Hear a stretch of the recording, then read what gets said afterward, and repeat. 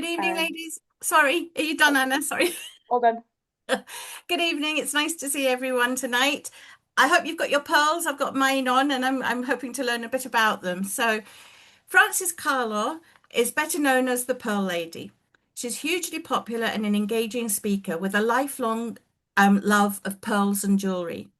Over the past 16 years, she's travelled across the UK sharing her knowledge with WI groups and various societies, speaking to more than 50,000 people on the way.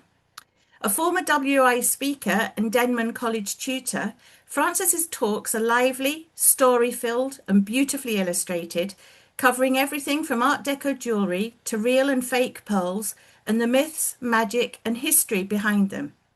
To add even further interest, she brings along pieces from her own stunning collection, including some Art Deco jewellery she collected and restored whilst living in France for 15 years. Frances also designs jewellery and donates the profits to charities supporting children's education in South Africa. Now, based in the Falls Valley, she continues to share her passion for pearls with audiences who always leave entertained and inspired. So, ladies, prepare to be entertained and inspired, and I'll hand you over to Frances Carlaw. Wonderful. Thank you very much. We'll go straight into the more interesting things. Let me get it up. Oh, okay. Here we go. I hope it's up. Are we all up? Right, I've got a thumbs up. That's great. Thank you. So good evening, everybody, and thank you so much for having me, and thank you so much for coming, because I appreciate that these winter evenings, it's much more fun to have a bit of entertainment, and I hope I'm here to entertain you. I would like, in the very short time I have this evening, to tell you as many things as I can to cram in about pearls, of course, because that is my passion. But also, I was explaining a little earlier to both Claire and Anna, this is the first time I've done this particular Zoom talk, because this talk is a talk about talks, weirdly. And you're going to find out a little bit about each of the talks that I usually give live when I visit WIs and SWIs all over the country and other ladies' groups, just to give you a flavour of the different things that I do and the different topics that pearls can cover, because they are one of the world's most mysterious and loved gemstones, and there are lots of myths and legends around them, which, frankly, some of them need to be blown away and some of them need to be explained. So I'm going to start with my first talk, really, which I call a passion for pearls, and the talk that I give mostly to groups who've never heard me before. And this gives a history of my love of pearls, which goes right back to my grandma. When I was 7, my grandmother used to wear pearls, and I would go down and stay with her at the seaside. She lived on Mersey Island off the coast of Essex. And every day, if I'd been good, she would sit me down on the sofa next to her and she would take off her pearl necklace, which she would wear every day, and open my hand and drop the necklace into the palm of my hand and say, "You may look after my pearls until it's bedtime." And I would have this beautiful necklace in my hand, and that was where it all began for me. I had no idea what these lovely, shining, tiny fairy moonstones were. And I spent the rest of my life really looking into it and deciding. And I think if my grandma were here now, she'd be proud, because this lovely love and passion that I have has taken me all over the world. I travel the world in search of pearls, and I've now been to every pearl producing country on the planet, handled all kinds of pearls in all kinds of places, and learned as much as I can about them. So I hope if by the end it's sparked a little enthusiasm for you and you have some questions for me, see if you can trip me up. But we'll start at the beginning, and with the slide that's up on screen, this is the headlines about pearls. So nail this one and you'll all be experts. There are 3 categories of pearl on the planet, and each and every pearl that you'll ever come across will come into one of the 3 categories you see up here on screen. Now, the little teeny tiny ones with that rather ornate clasp are very, very old. They date back, that particular necklace dates back to 1860. These are tiny seed pearls, and seed pearls really are basically pearls that have not been in the oyster very long, so they're quite small. And these are minute. Although this has been blown up a little, this slide, those pearls actually don't measure more than 1 millimetre across. So imagine trying to drill those and thread them on a thread. Honestly, the silk you use is thinner than a human hair.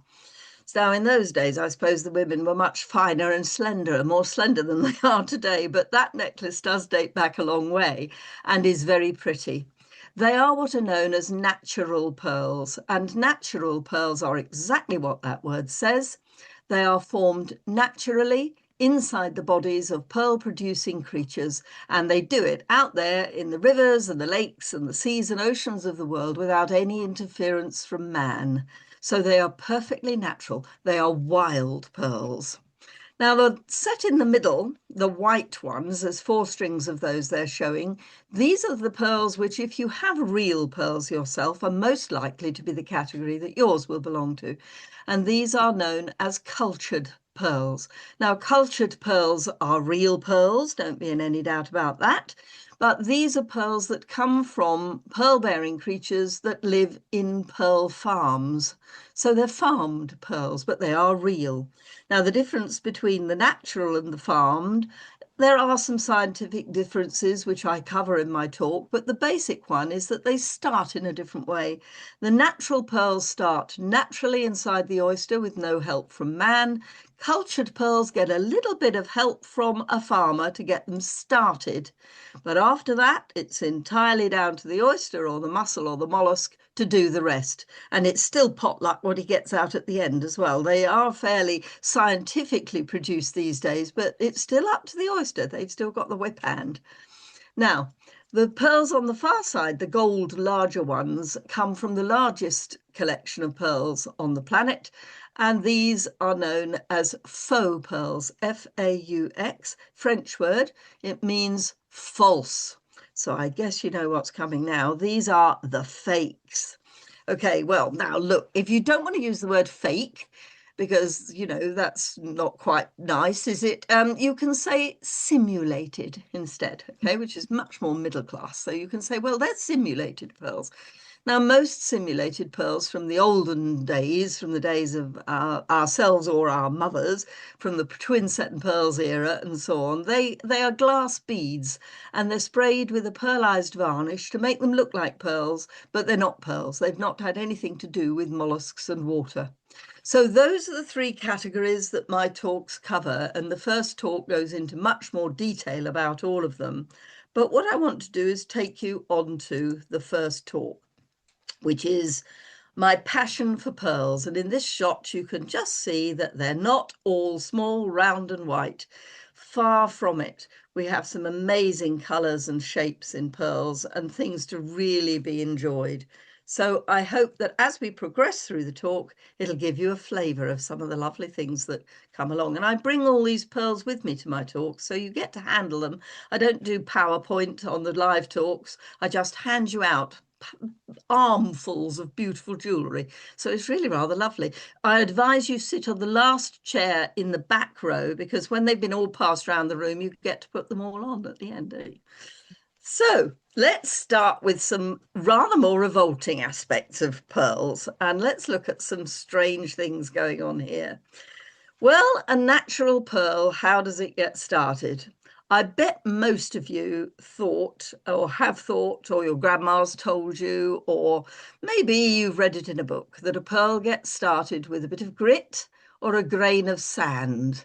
Now, I'm sure that that will be familiar to a lot of you. Well, that's all a lot of baloney, ladies. It doesn't get started that way. It never, ever starts that way.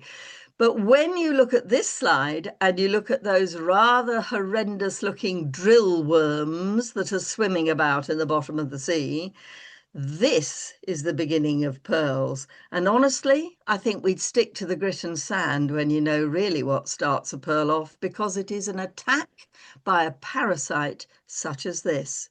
So inside every natural pearl, there's no grit or sand. But if you were mad enough to cut one open and look and put it under a massive microscope, you won't see that little bit of grit. What you will see are the mummified remains of a subaquatic, burrowing, parasitic maggot. like those. Now that's put you right off pearls, hasn't it? So we kind of get that over with at the beginning so that everybody who's now feeling queasy and cringing is worrying about it. But don't, please don't worry. Honestly, they're so tiny and it's the size of a little bit of grit and it's dead. Hold on to the word mummified. I mean, it means extremely dead. It's not going to actually hurt you. But that's how the natural ones get started in the wild. But look to the picture that you can see of what's going on in the other side of that slide. This is the slightly more scientific aspect of it because this is inside a pearl farm. And in pearl farms, the mollusks, the mussels or the oysters or some clams, they will be kept in big tanks or in lakes, and they will be kept to make and produce pearls. Now, you don't have to kill them to produce a pearl. In fact, that's the last thing you want to do when you're farming them. Because if you had, say, for instance, you had the kind of racehorse that won the Gold Cup every year, you wouldn't make it into mince and burgers after it had won once, would you? So the same goes for an oyster. You don't want to break them open and kill them off if they come up with a really good pearl. You want them to go on for years doing it.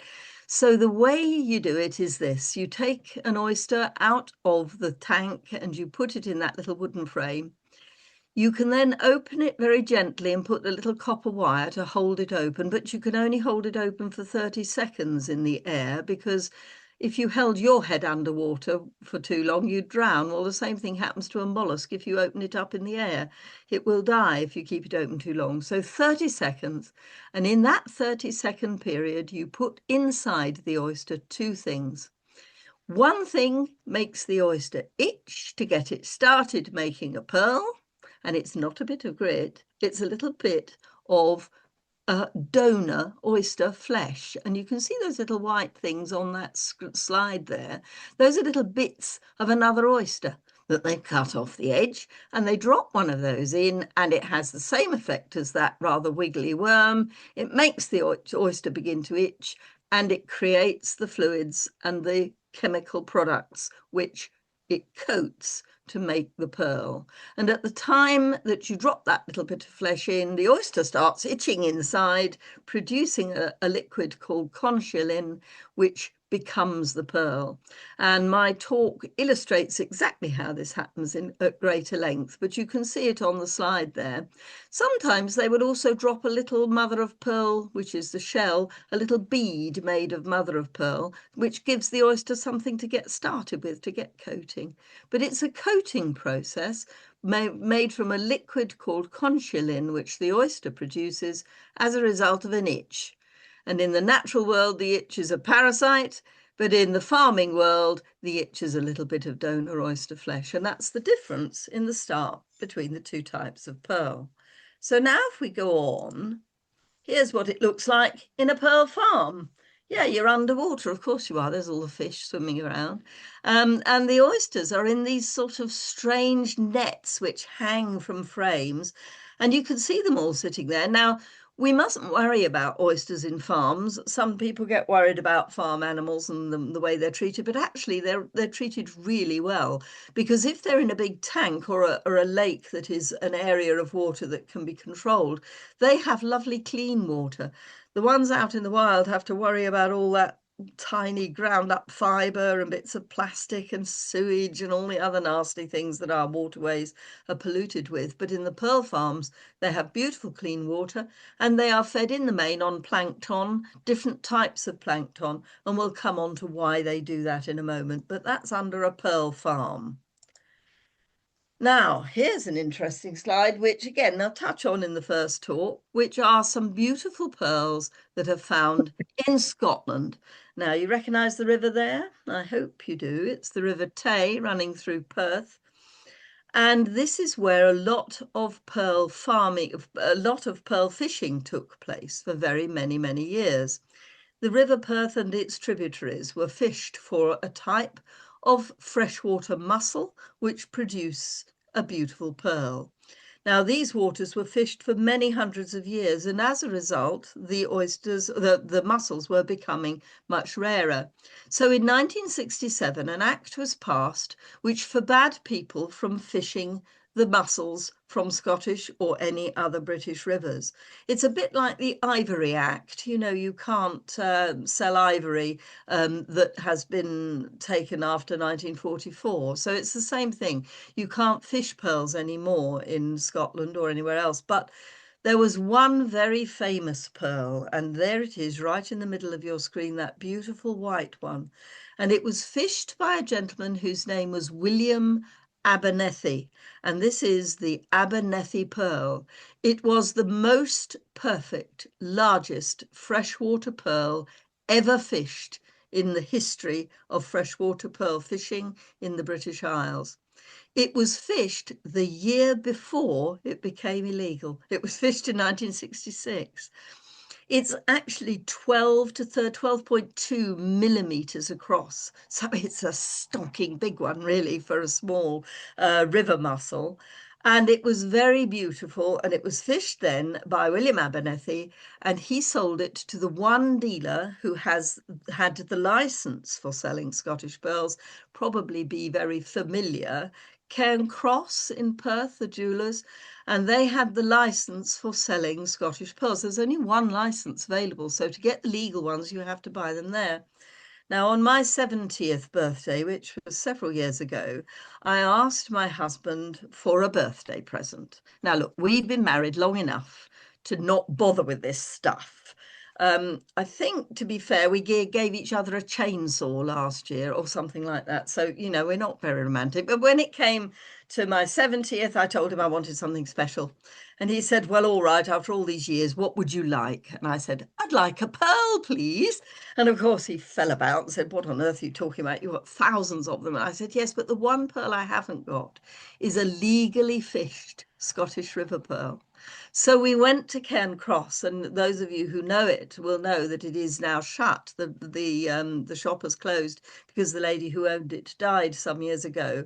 And sadly, the license has been revoked, so you won't be able to get these anymore. But when I went there, it was still open in its last months. And I asked for a legally fished, with all the paperwork, a legally fished pearl. He had 6 left in his safe, and I chose that little heart-shaped grey one. And he said, you know what? Because we know we're going to be closing shortly, this will be the last legally fished Scottish pearl to be mounted in Scottish gold before the shop shuts and the license is revoked. So I think I've got a little bit of history here. Now, I have to say it's not as posh as the Little Willie that you can see there, known as Little Willie, named after Willie Abernethy.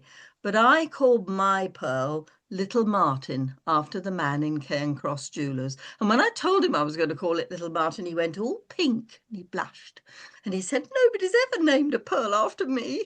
And so there it was. I said, well, there, it's an important part of history. It's the last one to be fished, needs a name. And that was when he said to me, well, if you know about Little Willie, would you like to see it? And I had no idea that Little Willie was in his safe. So that beautiful pearl, fished by Willie Abernethy, he brought it out, and that is indeed my hand holding it there. And the following year, when Little Willie and all the rest of the pearls from Cairn Cross were sold, the delight is that it was sold to someone who has donated it to the National Museum of Scotland. So you'll be able to go and see Little Willie in all its glory. And I'm going to wear my Little Martin and introduce them both again. That pearl's got my DNA on it. I think I'm very proud of that. So Scottish pearls, an important part of the story. So how old is a mollusk? Anybody know? Well, they're very quiet, aren't they? I mean, if you have a conversation with them, they don't tell you much. I mean, I wouldn't tell people my exact age, but you know, an oyster, you'd think maybe you'd be able to tell. Well, they are amazing. These creatures from which we get our pearls are extraordinary, and I'm going to change your mind about mollusks tonight. I can't bear the thought of eating oysters anymore. I mean, no, I used to, but now I know more about them.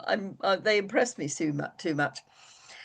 Now, when you look at an oyster shell, can you see all those rings running round it on there? You can see they're in layers. And this is because when oysters are born, and that's not the right word, they are spatted. When an oyster spats its babies, it spats 250,000 babies in one go. And they are not eggs. This is a live birth process. So, ladies, those of you who've had a live birth, can you imagine giving birth to 250,000 of them all in one shot? I mean, it's an amazing biological miracle, really. But when they're born, they're tiny, really tiny, and they sort of propel themselves around in the water like miniature, teeny weeny duck beaks. And they start building their own shell with this marvelous liquid called conchiolin, which they make. And they build their own shell first, and it gets hard underwater. And those rings show you that they will put a layer on more or less every year. So to age a shell, count the rings, a bit like a tree. It's not quite exactly the same, but it's a pretty good guide. Now, oysters themselves have been on this planet, here's a big number coming, for 535 million years. That's how long they've been on the planet. We've got some amazing digs around, and we've dug up fossils of these things and we've carbon dated them. So they've been around a long time. But they also live a long time. They live, one of the longest living creatures on the planet, actually. An oyster, if you don't eat it, will live to about 150 years. And that's their life cycle. Mussels live to about 80 years, but oysters a bit longer. So they go on making pearls too. The pearl producers will make a pearl and probably take anything between 2 and 10 years to make a good pearl. And then when you take that pearl out, you can get them to make another one, because they'll go on living for 150 years, so they can go on producing pearls for you. So mollusks themselves and their shells are part and parcel of this wonderful story. Yes, I know we focus on pearls, but let's not forget the shells, because the shells are what we call mother of pearl. And I'm sure you've all got some of that somewhere at home, cutlery handles, or maybe a jewellery box that's been inlaid. These are some of the beautiful shades of mother of pearl that you get. That blue one there is the Powell shell from New Zealand. That creature does actually produce a blue pearl. So if ever you happen to be in New Zealand and you find a blue pearl, you've just won the Euro millions, because they're one of the rarest pearls on the planet, and they are stunningly beautiful. The swirling shell at the bottom there comes from a nautilus. Look at those beautiful colours shining in the light. The iridescence on the surface of shell and pearl comes from what we call it the orient of the pearl, the ability to reflect the light and create spectrum patterns. And that's because of what conchiolin is made of. But I'm not going to give you all the details on this. I want to keep you hanging on, wanting me to book me for the talk. So I'm not going to tell you it all. But there's that rather cheery face in the middle at the bottom. Look at that. That's a piece of carving. Somebody's actually carved that shell into the skull. I think it's amazing. It looks so three-dimensional, and yet that's a flat white shell cut through to the black inner lining. It's extraordinary. Mother of pearl is another whole subject, but very, very beautiful. So let's think about pearls now. I'm going to just have to pour them all over you, because at the talk you handle them all, but you can't handle them tonight. So you're just going to have to look at the pictures. Let's start with the colours of pearl. White. Well, there are 116 registered shades of white in the world of pearls. I have to know all those. So next time you're in B&Q and looking at the paint charts, will you just think of me? Because, registering that number of knowing those numbers for whites is extraordinary. But it does at least mean that there is a white that will suit every skin tone. And pearls are all about your skin tones. And in a minute, when I get a chance to put this zoom up on gallery, I'll be able to look at you all and decide which colours are going to suit you the best. I peer at people very rudely at talks all the time, thinking, oh, she'd look beautiful in pink, she'd look lovely in the silver grey. But anyway, that's my indulgence. So 116 shades of white. What do white represent? They represent innocence, beauty, purity, and new beginnings. No wonder brides often wear white pearls at the wedding, because that's what it will reflect. So if you want to be all of those things, white ones are for you. But how about pink? Oh, yes. Well, I think some of the pink pearls I have are some of my favourites. Energy, fame, success, romance, good fortune. Wow. I mean, it's an amazing thing. But there are pinks that go from a pale peachy goldy colour right through to a dark lilac-y blue pink. Pink is one of the most flattering colours you can wear on your skin. And although, you know, Anna will have to put her fingers in her ears here, but for we older ladies, pink works perfectly very well. There's always a pink suit. And interestingly, pink pearls, when they are natural in colour like all of these are, can only be produced by freshwater creatures. Saltwater creatures in the seas and the oceans can't make pink pearls. You have to go to the rivers and the lakes for those. So if you've got natural pink pearls at home, they will probably have come from a freshwater mussel. Mussels are the most famous for making pink pearls. And what a variety of pink they are. They're beautiful. Now, how about bronze? Well, here are some gorgeous colours, and I love what bronze represents: dependability, healing, comfort, protection, and what beautiful, warm, soft colours. Imagine the skin tones that would take those beautifully. It's fantastic. So bronze, to my mind, one of the most flattering of all colours of pearl. But if you're a nurse or a doctor, maybe they're the ones for you as well, because they will produce healing and comfort. And I think that's a very soft and warm thought. Silver and grey, well, some of my favourites, only because I've got sort of bluey grey eyes, so I suppose they tend to match. Honesty, sincerity, and fidelity, but gosh, look at the shine. The shine on the surface of pearl is called the lustre, which means you can lust after pearls, and of course I do. But the luster is the depth of the shine, the number of coats of this magic liquid that the oysters and mussels produce, and as it hardens, it forms layers over the irritation inside, and that kills off the irritation if it was a live one, or it might be a little bead inside that makes it irritate. But the layers and layers and layers make the shine. So the more layers, the better the shine, the more expensive the pearl. In the world of pearls, ladies, size doesn't matter as much as shine. So look for the shiny ones, because little shiny ones can cost a lot more than big dull ones. Of course, if you can afford big shiny ones, then you're doing really well, aren't you? But grey, silver, blue, those shades, honesty, sincerity, fidelity, marvellous. Black. Well, everybody understands pearls can be black, but they're often not black. Look at the centre, the photograph at the middle at the bottom there. Can you see those pearls? There are low strings and strings and strings of them lying down. They've got green, blue, bronze, gold overtones. And it's the overtones, the orient of the pearl, the ability for it to shine in the colours of the spectrum that gives the black its depth. These pearls are for solidarity, mystery, independence, strength.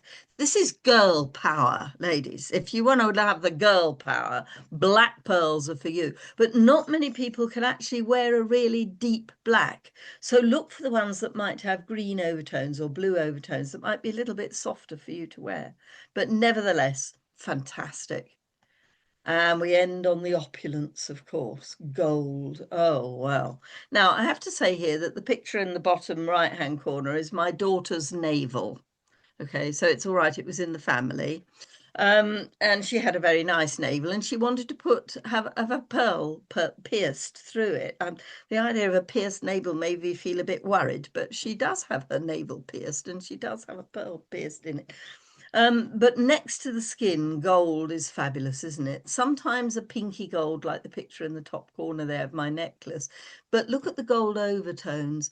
This metallic gold patina on the top of these pearls, and these are known as Edison pearls, named after Thomas Edison, who created the lights in lighthouses. And because he made something so shiny, they named a pearl after him, which I thought was a rather nice touch. And these beautiful pink Edisons have this incredible gold overtone. And the gold overtones are put on by the oysters. It's not sprayed on afterwards or painted or varnished. These are natural colours. So the first talk that I do then is all about the pearls themselves, how they are made, how the cleverness of the oysters, a little of their history, their colours, their shapes. We haven't got into shapes yet, but the histories and colours and shapes. So hopefully that is a good introductory talk, but it takes us straight on to the next one. Fake and fortune, and mark the word and. Because believe you me, fake pearls can cost more than the real thing if you get the right ones. And this is where I want you all rushing home after this, or if you're already home, you're fine. But go and have a look in your jewellery box because you just don't know what you've got till you look. These two beautiful ladies will be, of course, famous and known to you. There's the girl with the pearl earring. Have you seen the film with Colin Firth? Oh, well, I wouldn't mind. Anyway, there we go. But the film of the girl with the pearl earring, interesting, that Vermeer portrait that was painted so long ago. Look at her amazing earring. It was when the painting was cleaned that most experts in the world of pearls decided it's not a real one. It's a fake. It's a glass pearl covered in what we call gripois, and it's not a real pearl at all. On the other hand, the other beauty in this picture, there she is, Elizabeth Taylor. Well, there's a necklace to die for, isn't it? That beautiful pearl hanging on the end of that diamond and pearl and ruby choker is a very special pearl. It was fished in around 1500, 500 years or so ago, and it's known as La Peregrina. And the La Peregrina is Spanish for the wandering gypsy lady. And that's exactly what this pearl was. Its history travels all over Europe, but it is one of the largest and most beautiful sea pearls that had ever been fished. And it was given to Elizabeth Taylor by Richard Burton the first time he married her on Valentine's Day. And he had that beautiful collar built by Cartier in Paris to house this fabulous pearl. So fake or fortune, beauty, size, dynamism, it's an interesting story. So let's begin with the rather more boring aspects of fake pearls. This might come familiar to some of you. Yep, there they are. This is the pearl necklace in the bottom of your jewellery box that you've been wondering about for years. Or is it? Well, these are fake pearls, they're old ones, and it's really a good photograph to show how you can tell the difference. And there are different ways of easily telling the difference between real and non-real pearls, but one of them is to use your eyes. Look at these. This pearlescence is peeling off. Can you see the glass clearly underneath? And there's a lot of dirt there, isn't there? I don't know where they've been kept, but mainly it's about the pearlescence peeling off the glass. So that's one way of knowing whether you've got fake or real. But whichever it is, it doesn't matter, because if your pearls, excuse me, belong to your grandma or your mum, it doesn't matter if they're not real, does it? Because it mattered that they belong to your mum or your grandma. That's why you should be wearing them. But do be gentle with them, because fake pearls don't last as well as the real thing. The varnish does wear off, just like your nail polish does. So be gentle if you've got fake pearls, but wear them anyway, especially if they're family jewels. But we go back in time with fake pearls. In fact, the earliest fake pearls we found are in ancient Rome. Believe it or not, they used to roll up clay in little balls, make a hole down the middle, and then roll the wet clay ball into mica, which is a type of mineral, bake them in the oven and hope they turned out looking a bit pearly. Well, they never did, of course. They're awful. But we have found some on in Roman digs. So we do know that fake pearls have been on this planet as long as the real thing have. And we've had the real thing ever since man stood on his hind legs. But in the 13th century, look at what they were making pearls from. Yep, snail slime. There's a thing. Egg white. They'd mix egg white and snail slime. What astonishes me is, how did they collect snail slime? I think that's one of the world's mysteries. But snail slime, if you look at it, if you've ever had a slug visit you in your house, you will know that it has a sort of sheen on it, like the spectrum colours on the sun showing. And I think the people who thought if they could collect it up and mix it up with egg white, make a sort of varnish with some of that powder in the middle there, they could then cover little beads with it and it would look like pearls. Well, of course, it never did. But that's how fake pearls started, with egg white and snail slime. Then we went on to alabaster beads. There they are at the bottom there, but they're not really pearly enough, are they? I mean, people would wear alabaster and they called them Roman pearls. but honestly, they just haven't got the sheen that the real thing has. So if we go through time again, here's some 18th century fish scale pearls. How about that for some thoughts? There's one there that you can see is broken, so you can see inside it's hollow. These are little pearlized glass beads. They would be blown beads. And the varnish that gave them that pearly look, and they look a bit better than the snail slime ones earlier, this pearly look was obtained by making a varnish from a type of liquid that is produced by fish in their fish scales. Where their scales attach to the body of a fish, there's a gland that produces a liquid called guanine. And that liquid spreads over the scales of a fish, and it is what gives a fish its colourful spectral reflectiveness. So if you've ever seen fish like a trout or a salmon, and you've seen it with the skin on, you'll know what I mean, because they do shine with the colours of the spectrum. So using fish scale slime, mixing it into a varnish, covering glass beads with it, was how the 18th century pearl jewellers tried to make pearls look, well, beads look like pearls. And if you happen to have a set of those, that box in the middle is worth more than the pearls I'm wearing this evening. You can all guess how much they might be. They were quite expensive. But if you've got real 18th century fish scale pearls, you've got a treat in your jewellery box. So go and rummage through what your great grandma left you after this talk. Here's an interesting set of fake pearls, again, fake and fortune. That brooch there that looks like a bunch of grapes are little glass pearls that have been, well, glass beads that have been blown into a teardrop shape, because some pearls are teardrop shaped, and then dipped in what we call essence d'Orient, which is basically an upmarket fish scale varnish that was created in the 19th and 20th century. It's much harder wearing than its predecessor, but it was still made of guanine fish scales. And that brooch is by a very famous designer called Louis Rousselet, and we'll come back to him a bit later on. And again, if you've got any Rousselet jewellery, and that's his faux pearl jewellery there, that date, and you can date it to his workshops in Paris, these pearls are worth far more than the real thing. So fake and fortune, see, it's not always what it seems, is it? So look out for these unusual shapes and unusual finishes. Now we end on a modern myth. Okay, I wonder how many of you have Mallorcan pearls. You've been off on holiday and got yourself a lovely set from somewhere on those islands, Mallorcan Islands. Of course, you do have to know they're not real. And people do get a bit concerned about this because they do tend to sell them and try and pretend a bit that they're real, but they're not. They are glass beads and they're covered in a polymerization process. There are the ladies there in the factory making them. And they are some of the best fakes on the planet.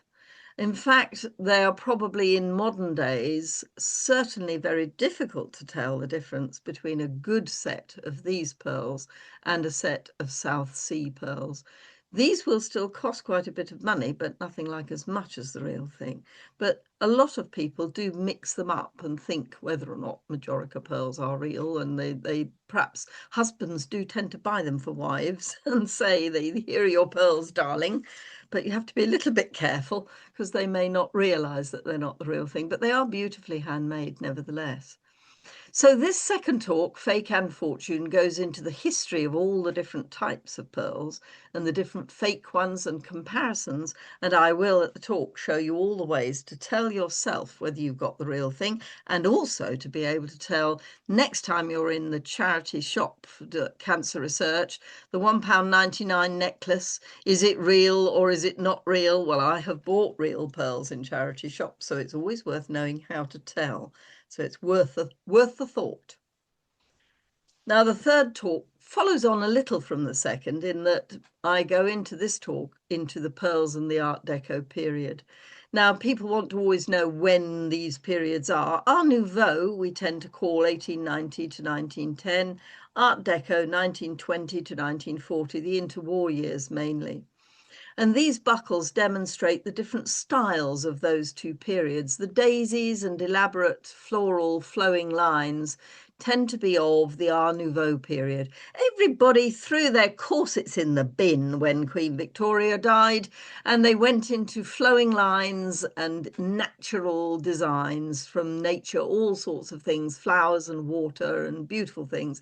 Much, much more freestyle, which gradually after World War I became more architectural, more military, using brass and chrome and the military metals, and began to bring the designs out into a rather more architectural style. That beautiful butterfly buckle in the middle there kind of crosses over between the butterfly of the Art Nouveau and yet produced and sculpted in a very Art Deco type way.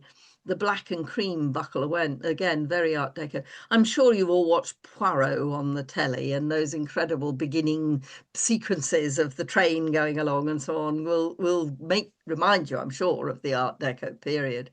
So this talk is all about the designers of this period and what they did with pearls. And we come into people like Coco Chanel and Augustine Gripois and some of the more exotic designers, many of whom were from Europe. Art Deco was actually a phrase coined in Paris, the artiste décoration or décoratif exhibition, which we cut down to Art Deco. Was really where a lot of them were based. So it was European style. Now, in this period, pearls were often very classical. And here's just a little note about the stringing side of things, because I am a pearl stringer. I do make all my jewellery. I make about 1,000 necklaces a year, and I knot them. I actually am a pearl knotter. I'd like to say I was a jewellery designer, but that'd be far too posh. I'm really a pearl knotter. And this gives you an idea of two phrases that might come up that need explanation. If a pearl string is graduated, it means the largest pearl is at the bottom to the front and the smaller ones are to the clasp at the back. And if you schedule a necklace, then you have more than one row and they have to hang evenly one above the other as you put them around your neck. Now, when you're stringing, you have to measure each pearl and not each one on individually. And when you're scheduling, you have to do a lot of counting and measuring to make sure that they fit and lie flat. And this style in the Art Nouveau and Art Deco period was by far the most popular of all the ways that pearls were worn. But we have some other lovely designers that you need to pore over during this period. Max and Norbert Niger were brothers. They were born in Poland but worked in Czechoslovakia. They took a lot of their designs through both the Nouveau period into the Deco period. And can you see those Egyptian heads appearing there? You'll all know in 1922, Tutankhamun was pulled out of his tomb, and suddenly everyone went Egypt mad. And all the jewelers and designers took a lot of things from the Egyptian magic. And as you can see, there are a lot there that reflect that Egyptian style. Then there are some with dragons and other beautiful things and jade and there's the whole style of the Max and Norbert Niger designs are beautiful. And then the bottom right-hand corner, those are the reverse sides of two brooches. Do you know the backs are just as pretty as the fronts? And you probably never see the back when you're wearing them. But they used a lot of brass, a lot of moulded glass, and a lot of jade, and a lot of faux jade, which was known as Peking glass, which was the green colour of jade, but it was glass for those people who couldn't afford the real thing. But they were designing during the whole of this period. Tragically, both brothers were captured by the Nazis, and I'm afraid they died in the concentration camps in the war, which is a terrible tragedy. I wonder what they would have gone on to design if they'd managed to survive that dreadful time. And here's Louis Rousselet, one of my favourites, and we're back to that lovely, there's that brooch that you can see there. Louis Rousselet was an amazing character, and this talk covers his life a little from when he was a child worker at the age of 8 and 9, working in factories in France, melting glass. Doesn't bear thinking about, does it? Children of the age of 8 and 9 actually making beads in molten glass. Glass burns, at 1760 degrees Fahrenheit. And children at the age of 9 were handling molten glass and making beads. Oh, it's just, gosh, doesn't bear thinking about. But he did learn his art young, and as he came through the Paris design schools, he set up his own factory in Paris, where he made beautiful glass beads. And some of these, as you can see, are ruffle beads, where the glass pours over itself. Some have inset colours. There are different reflective things that he does. And my talk explains how the beads are made, and where they were made, and which ones that you should be looking out for, because you will come across these in car boot sales and junk shops and things like that, and it's well worth knowing what you're recognizing, because they are indeed very valuable. And here is my favorite Art Deco designer, I suppose, or one of my favorites, Jacob Bengal. We know very little about his life, but he was a man ahead of his time. These extraordinary Art Deco designed pieces of jewellery, which are very Poirot, aren't they? They've got that style about them. These were designed in the Art Nouveau period. These were designed before the First World War, and yet he must have been 20 years ahead of his time in bringing the Art Deco style into the European design houses. He started what was called now, or is still called, the Bauhaus jewellery collection. It was a manufacturing group of artists who worked out of Germany and who did lots of different jewellery and in interior decor designs, but beautiful and stylish, using chrome and brass and some rather interesting other fabrics, because these bead designers were ahead of their time in more ways than one. Chanlevé enamel, I'm sure you will know about enameling, but look at this fantastic, intricate enameling that these jewelers got onto. These are buckles because they are larger pieces of enamel. That's a brooch, those two moths that look like moths, that's actually a brooch, but the others are buckles. Chanlevé enameling, and again, this talk goes into what it is and how it's done and how it's produced, started life back in 1180, would you believe, in a cathedral in the south of France, which has a small casket made of enameled beautiful panels. And this enameling crept into jewellery and deco design, and through the Art Nouveau period, through the flowing lines, into the more structure of the Art Deco. And again, the talk explains a little bit more about that. Very beautiful. And foil and cat's eye beads, again, another style of this period, using intricate and difficult techniques in order to make beautiful period pieces. The cat's eye beads have little bits of foil that sit under the molten glass, so they wink at you like the cat's eyes in the road. And these beautiful little twinkling parts of glass poured over the top of flatter metals or flatter sort of oxidized glasses and so on. These are different and very beautiful in their own right. And again, you might have some like this at home, and if you do, you have got collector's items, so you need to hold on to them and keep them. But they were very much a style. The ones in the top right there were intended to look like fire opals. For those of us who can't afford opals, and there are a lot of us about that can't afford the real thing, but these are opal glass, and that's what they were designed to look like. So many of this glass beads and the manufacture of this period was there for the people who, after all, there wasn't a lot of money about. We'd had 2 world wars.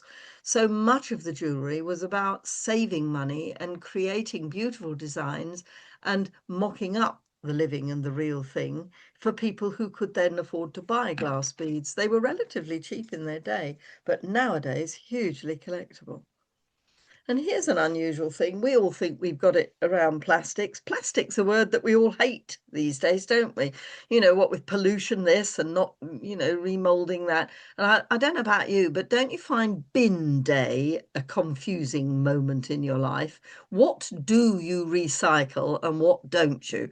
Well, this talk will take you into bin day and tell you all about the different plastics, because plastic was used in jewellery design during the Art Deco period, very much so. Look at all these incredible plastic beads. They all date from that period. And look at the dates.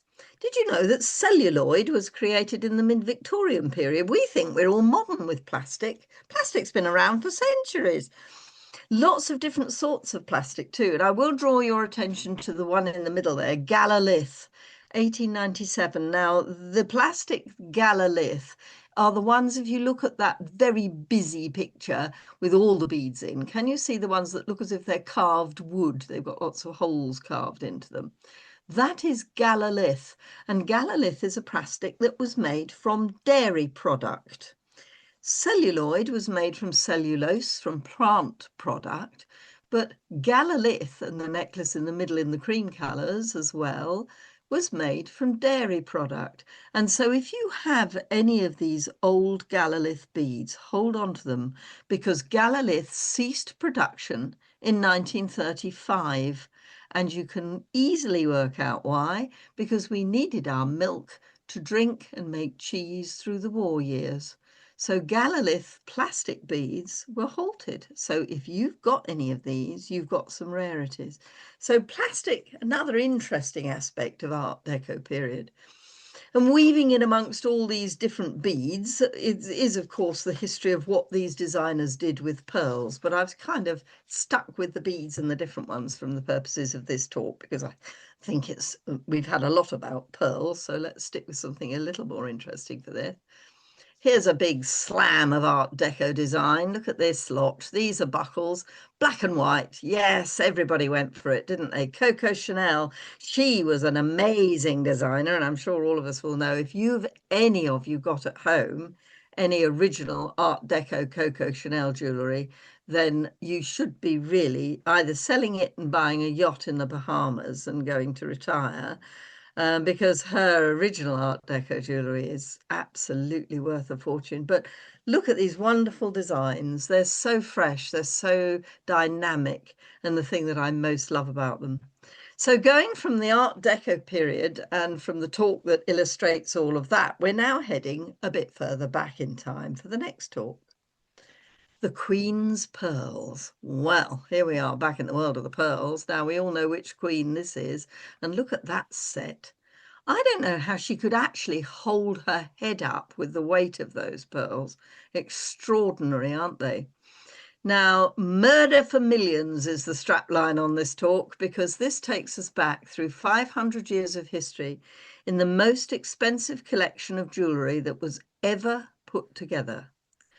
And this collection of jewellery was a collection of pearls. And neither before nor since has jewellery ever been collected that has been this expensive. And it all starts with a number of queens. Now we'll come back to Elizabeth I, but we'll begin at the beginning. Caterina de' Medici, those are her dates, 1519 to 1589, and there she is. Look at that dress. It's absolutely embroidered from top to toe in real natural pearls. And look at the size of some of them. Now, this extraordinary collection of pearls was actually gathered by a trader in the south of France in around 1503. It was sold to Caterina's uncle, who was the Pope at the time. His name was Clement VII. He bought these pearls to enrich the Roman Catholic Church, but he gave them to Caterina, his niece, upon her marriage to Henry II of France. She had it as her dowry, and it was her dowry because in those days girls had to have three things to marry well. First, they had to be good looking. Second, they had to be influential. And third, they had to be rich.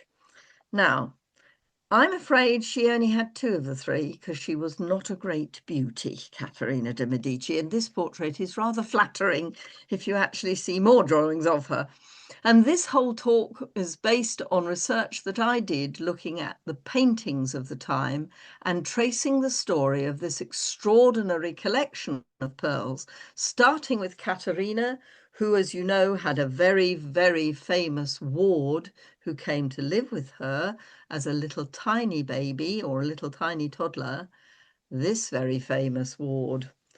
It was Caterina de' Medici who brought up Mary. Mary de Guise, her mother, and then her daughter was also called Mary. And of course, she became Mary, Queen of Scots. Here she is at the age of about 20, but that young man next to her, honestly, talk about cradle snatching. He does look terribly young, doesn't he? He's 15, and it was her first husband, and they were married when they were 15 years old. And he was, we call him the spare of France. You know, you have an heir and a spare, and he was the second in line throne to the king, to who became the king, his brother. But actually, his elder brother died quite young, and Frances acceded to the throne at the age of 15, married to the teenage Mary, and she became Queen of France. So not only was she already Queen of Scotland, she became Queen of France in her teens. And tragically, Frances, her husband, her very young husband, died about a year later of influenza, leaving her with 2 crowns and no husband. But she was given the Medici Pearl collection as her dowry. And so there she was with this extraordinary collection of pearls, very rich, and 2 crowns, and heading back to Scotland. Now, the cost of the Medici Pearl collection, I'm glad you're all sitting down because I'm going to tell you a very big number. The pearls were valued at 10 billion 136,299,418 and 37 pence. 10.5 billion pounds her dowry was. And no wonder when she came back to Scotland, she was a popular girl. I mean, my goodness me, she had all the riches in the world. So this incredible collection of pearls then goes around the neck of Mary. And we know that her neck didn't last very long, don't we? Because I won't go into the whole history of that, but I do at the talk. And eventually the pearls get given back to her cousin Elizabeth, who you saw wearing them. So they were very popular to Elizabeth I. And when Elizabeth died without a successor, the throne passed from king to queen to king to queen, largely down the succession line of Mary, Queen of Scots. All these kings and queens and heads of Europe all got to have the pearls in turn, and they were passed all the way down through, eventually arriving at this king, Charles I. And look at that earring. Every portrait that you see of him, he's wearing an earring. And that is one of the Medici Pearl collection, which he gave when he inherited it. He gave to his sister, and his sister gave him 1 pearl back to make an earring. And there he is wearing it. And believe it or not, he was wearing it on the day he lost his head. They chopped his head off, but he kept his earring in. Now, there's a thing. I mean, how many of us have lost a single earring, but not at the same time as losing our head? So I think we should be very glad about that. But the pearls travelled on down the generations, through them all, through all the various different kings and queens, backwards and forwards to Europe, until we arrive at my favourite queen, Elizabeth II. And she wore pearls all the time, didn't she? She had that set of on that she wore every single day, present from her father. Absolutely unbelievable. I loved her to bits. And she loved pearls, and I'm very glad she did because she made them very popular again. And the Medici Pearl collection was eventually, and in the story and the talk, you'll hear all about where it went and what happened to it. But it was Queen Victoria who chopped it all up and gave all the different pearls to all her daughters and granddaughters on their birthdays and Christmas until the collection was almost gone. So I'm afraid Queen Victoria is not my favourite queen. This one is much more my favourite queen because Queen Victoria split the collection up.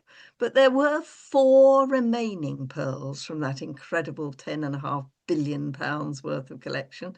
And here's where they are now. the four pearls that hang underneath the state crown of England. Can you see them there? They're hanging underneath the bauble, the orb at the top. There's the cross at the very top, then there's the orb, and then there are the oak tree crosses which go across to hold the crown in place. And the four remaining pearls that hang underneath that orb are the last four pearls from the Medici collection, and they're the only ones that we know still exist. Unless, of course, you've got any in your jewellery boxes at home. So do go and check, because some of them have gone missing over the years. Fascinating. But it is a fascinating story of a collection of jewellery that goes from A to B to C and across many Europes. And there are many beheadings and murders on the way. So if you book me for that talk, I hope you're not squeamish. So finally then, my final talk about talks tonight takes us way back in time. These are the pearls of the ancient world, and here you can see two photographs that contrast but join the generations. The ashy looking pearls, and can you see that piece of twisted gold with one pearl just poking out of the ash? They were dug up 2 years ago in the ruins of Pompeii. So if you know about the story of Pompeii and the Herculaneum, this is the story of pearls of the ancient world. Pearls which in this case were dug up at a dig, and there they are. And next to them is a photograph of the copies that I had my goldsmith make for me. So I'm very selfish. Those are my earrings and you can't have them, but you could have a copy of them if you liked. And I will wear them to this talk so you can get a good look at them. But that's what they looked like when they pulled them out of the ashes in Pompeii. And they were almost perfect. And I sent photographs of the ones that were pulled out of the dig to my goldsmith and asked him if he would make a copy. What's interesting is that these, although they're Pompeian, they actually are meant to be a design after the sunburst on the front of Roman chariots. It's supposed to look like the front of a Roman chariot with the pearls as the wheels of the chariot. So this talk is all about the pearls of the ancient world and what they got up to all those years ago. So we go from Pompeii and Herculaneum and the explosions and the dynamism and what happened to all the jewellery there. Quite extraordinary. We touch on one of the very famous stories, the seduction of Mark Antony and the most expensive meal he ever ate. And this is the tale of how she seduced him. And it is rather raucous. So if your SWI is of tender means, this one gets, I won't say, too racy, but, it is quite a racy tale. So be ready for that. But she was a bit of a naughty girl, Cleo, I mean, she had a lovely set of Nile River pearls, but she used them to seduce Mark Antony. So that's a tale I'll tell you about in this talk. Also, we'll go to ancient Rome, because here he is, Julius Caesar. And just to prove that there were pearls in ancient Rome, that ring that you can see there was dug up in one of the digs in ancient Rome. So and that is a pearl inside it. I mean, it didn't last well under the ground, but you can still see it is a pearl. But the emperor's weakness was pearls. And this story is about the real reason why he invaded Britannia. Why on earth would a Roman emperor want to come and invade a useless little island on the north side of the Atlantic with terrible weather and people who wore blue paint on their faces? Well, the reason was the pearls. And that artist's impression of his mistress with a beautiful black pearl is Servilia. It was his mistress, and he gave her that beautiful black pearl. And at the time, it was valued at around £3 billion. So I sincerely hope she earned it. Who knows? And our final slide to bring you slightly more up to date. But here we have the Sioux Indians, and whoever would have believed that they had anything to do with pearls? Well, they did. The Mississippi River is one of the richest pearl-producing rivers on the planet. And what are heel splitter, pimple back, elephant ear, maple leaf, pig toe, and pistol grips? Well, I'll leave you to decide whether you want to find out more about those, because you'll have to book me for this talk if you do. But it's a fascinating story that goes back to the sale of Manhattan Island. So some of these very, very ancient stories and ancient pearls are in themselves fascinating tales, which I hope will add a little bit of mystery. So there we are. That's me. 5 different talks, and you've managed to sit through a talk about talk. So I think you're all to be congratulated for that. But I hope that there has been a little bit of interest along the way. And if you want to take a photograph of this picture or a sort of screenshot or any clever techie things, but Anna says she's going to put the details in the notes anyway.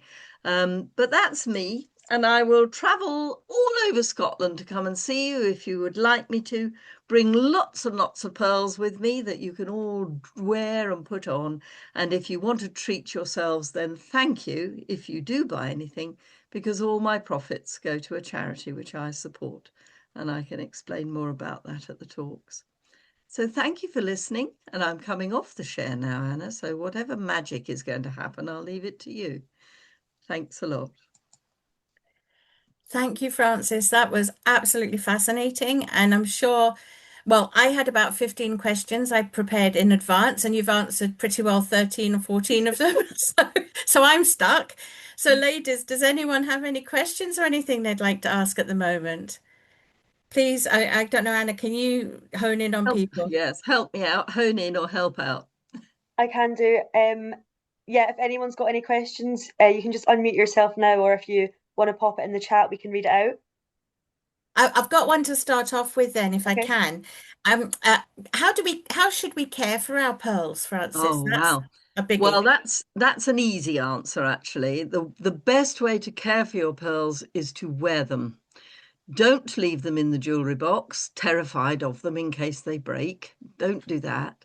Wear them. The more you wear them next to your skin, the better, because the oil in human skin is the best polish for pearls on the planet. And the more you wear them, the more they will shine. And the big advantage, ladies, for those of us in this situation is that the hotter you get, the more oil your skin produces, and therefore the shinier your pearls will be. So finally, we've got a good reason to go through the menopause, haven't we? So tear your clothes off, put your pearls on, and dance around the house in them and polish them up. But definitely wear them. Wearing them is the best possible care for pearls. And if they start looking as if they are an abacus, moving along the string, wobbling about, or you see any loose ends or anything, then get them restrung. By all means, get them restrung. And if they're real pearls, definitely get them knotted. Or if they are special faux pearls belonging to a family member, get them knotted, because you don't want the string to burst and then for them to all fall over the place. And I'd restring things. So people send me stringing from all over the country and abroad. So if anybody has broken strings, they can contact me and I'll put them back together for you. But most definitely wear them. The more you wear real pearls, the better they will be. If they are faux pearls, be more gentle with them because you don't want to wear the varnish off.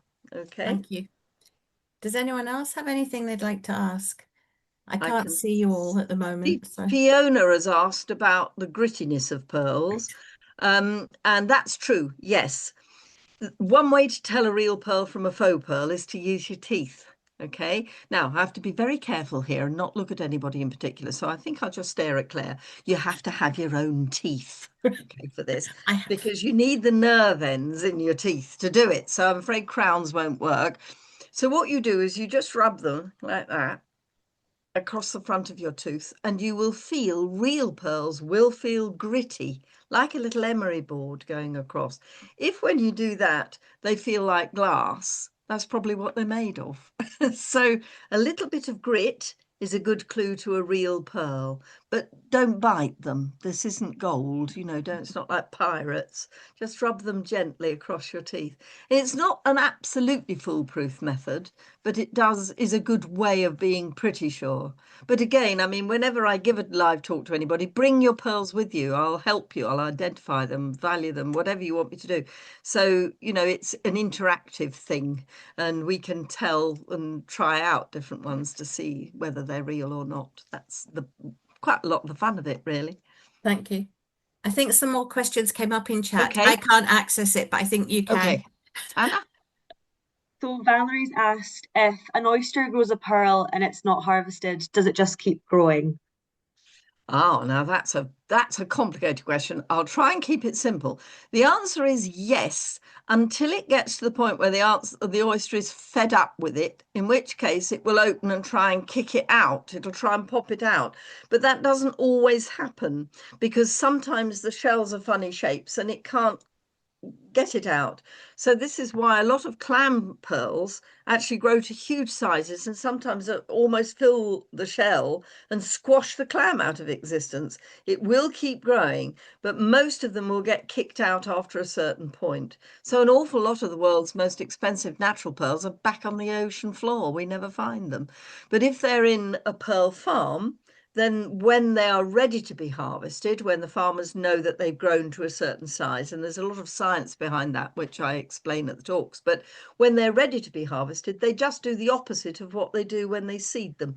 They open them up a little way and tweezer out the pearl, and then the oyster can close again and go and make another one. They give the oysters a holiday for about a year because they have to recover and they have to gather up some of the magic dusts and things that they make into the liquid that forms the pearl. But you'll have to book me for the talk and I can explain more. But yes, definitely they will keep growing. And you can tell often by looking at the size of a pearl how old it is. If it's a natural pearl and it's large, it will be an old pearl. But cultured pearls, if it's large, might not be. They might just have a very big bead inside them.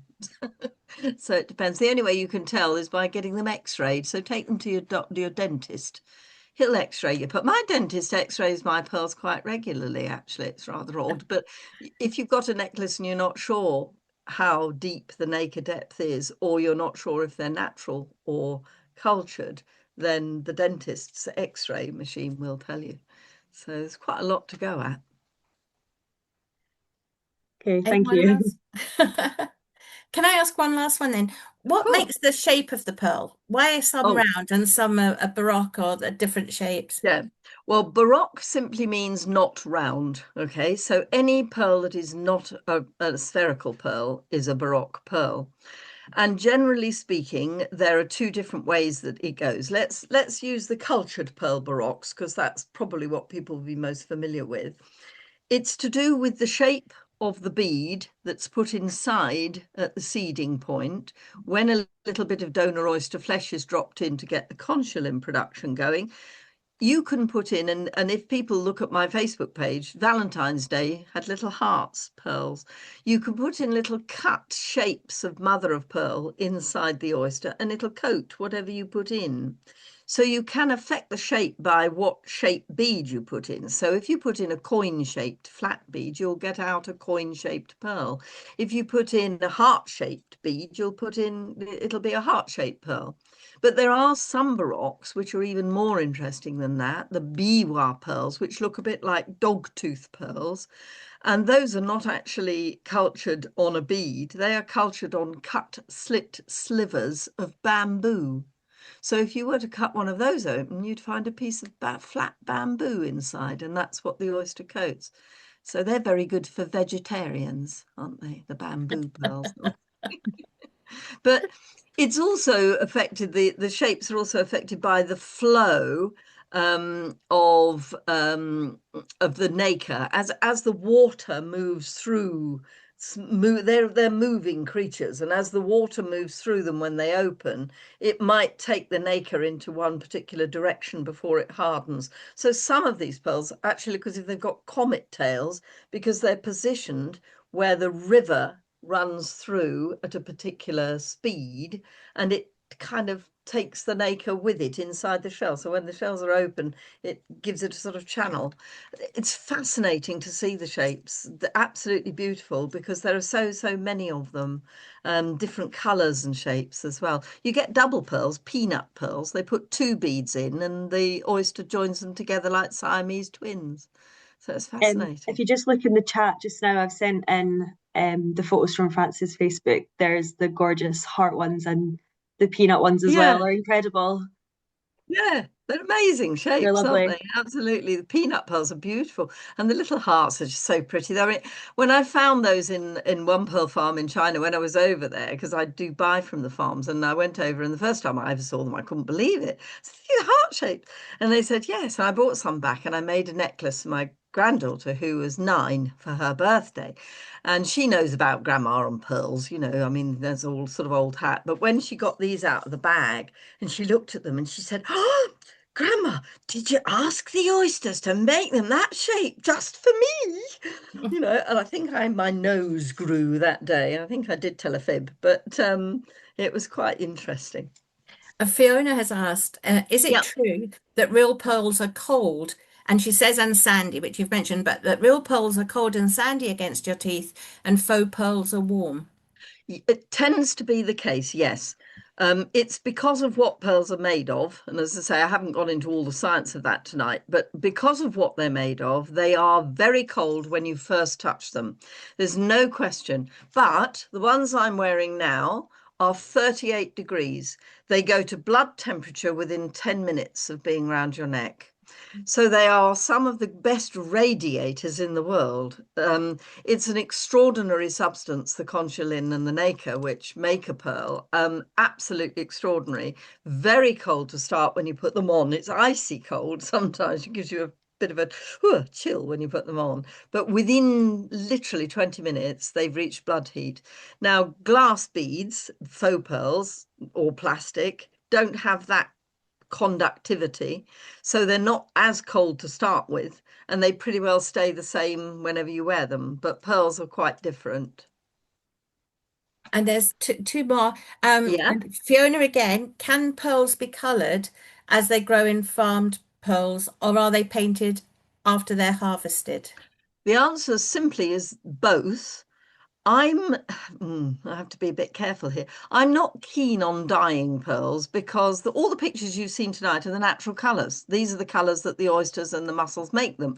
So I can't see any good reason why you would dye them because I just love those natural colours. But that said, some people might want a bright green outfit or something, and there's nothing wrong with dyeing pearls, and they will dye them after they've come out of the shells, okay?